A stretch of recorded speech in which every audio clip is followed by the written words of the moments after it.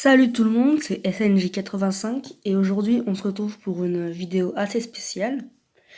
Alors en fait, avec Pokémaster, on peut pas se voir tout le temps, on a des problèmes pour faire des vidéos, tout ça. Du coup, parfois, il y aura des vidéos que je ferai tout seul, parfois des vidéos Pokémaster fera tout seul. Mais vous inquiétez pas, il y aura toujours les vidéos, on sera tous les deux. Donc je vous laisse avec la vidéo. Salut tout le monde, c'est Sacha et aujourd'hui on se retrouve pour parler de 5 lieux disparus sur Fortnite.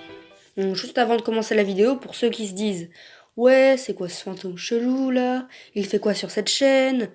Ben, si vous avez remarqué, en fait, c'est juste le personnage qui me représente sur cette chaîne YouTube. Lucario, par exemple, c'est Pokémaster. Vous pouvez tous les deux les voir sur le logo de la chaîne. Et aussi, vous remarquerez que les dessins de mon personnage sont faits à l'arrache. C'est parce que c'est seulement des prototypes. Donc sur ce, c'est parti. Numéro 5. Grazy Grove. Grazy Grove était une ville assez connue. Elle se situait au sud-ouest de la carte de Fortnite. On y trouvait plusieurs maisons, un parc, un terrain de basket, un magasin et surtout le fameux Durr Burger, le grand fast-food qui appartenait à Monsieur Burger. Ce fast-food a connu plusieurs péripéties. Tout d'abord, à la saison 4, vers la fin, le burger géant avait disparu dans une faille. Il était réapparu dans la vraie vie dans un désert. À la saison 5, Fortnite le ramena à lui avec une faille. Mais le burger atterrit près de Pleasant Park, sur une montagne. Cette ville a récemment disparu. En effet, c'est à la saison 7 qu'elle s'est faite engloutir sous un lac de glace. On ne peut maintenant qu'entrer dans le magasin et la toiture de quelques maisons. Si vous voulez savoir à quoi ressemble toute la ville de Grazy Grove, je vous conseille de regarder la vidéo numéro 5 de Fortnite sur notre chaîne. On a failli faire top 1. Parce qu'on avait justement atterri à Grazy Grove et il n'y avait personne. Du coup, on avait pu loot toute la ville. Donc maintenant, on va passer au numéro 4. Pour le numéro 4, parlons de Tomato Town. Après avoir parlé de la ville de Monsieur Burger, parlons de celle de Monsieur Tomate. Tomato Town.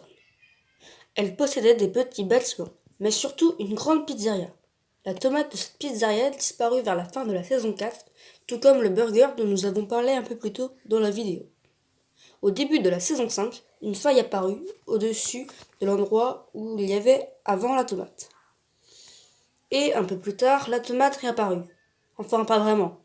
À la place de la grande tomate majestueuse, il y avait une toute petite tomate en pierre. Personne ne comprenait pourquoi. C'est d'ailleurs à ce moment que moi et Pokémaster avons fait la 7ème vidéo Fortnite de la chaîne. La tomate est revenue, mais cette tomate annonçait en fait l'arrivée de Tomate au temple. Ce temple arriva peu de temps après l'apparition de la tomate en pierre. Et il écrasa donc la pizzeria dont on ne revit plus jamais la moindre trace.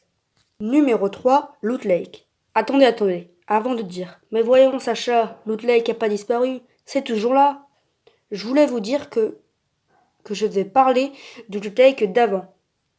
Donc, à ce Loot Lake, avant, on trouvait un grand lac, assez énervant à traverser.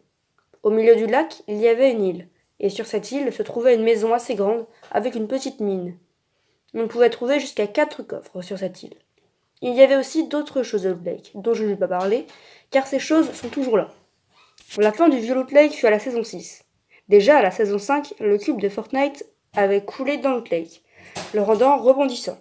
Mais à la saison 6, le cube s'envola du lac avec la grande maison sur lui, ce qui créa une île volante. Cette île se déplaça sur une bonne partie de l'île, laissant un trou sans fond au milieu du lac.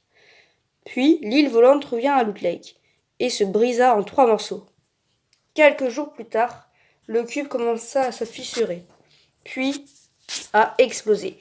Loot Lake fut alors changé.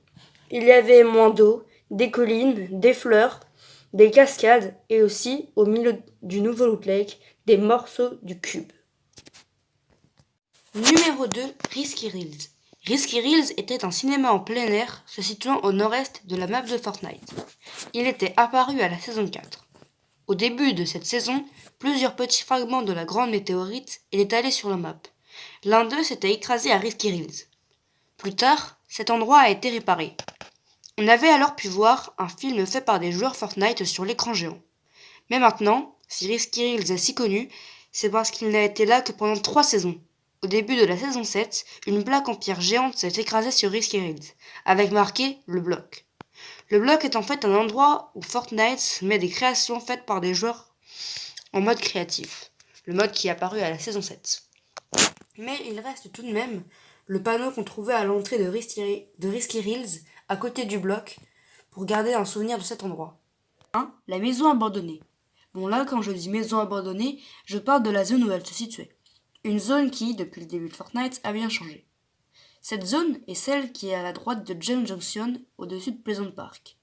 Pendant la saison 1 et 2, il y avait juste une maison. À la saison 3, il y a eu les maisons abandonnées. C'était 5 petites maisons en ruine, et c'était un assez bon spot. À la saison 4 aussi, il y a eu au-dessus des maisons un petit studio de cinéma. Pendant la Coupe du Monde, il y avait eu un super stade de foot géant, qui n'est pas resté très longtemps, alors que pourtant il était super. À la saison 5, il y a eu une statue de l'île de Pâques que tout le monde appelait Tête de Pierre. Enfin, durant la saison 6, il y a eu un petit bâtiment avec un terrain de quad.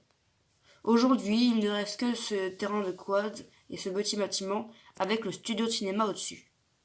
Mais peut-être que cet endroit va encore changer dans le futur. Voilà, c'est déjà la fin de cette vidéo.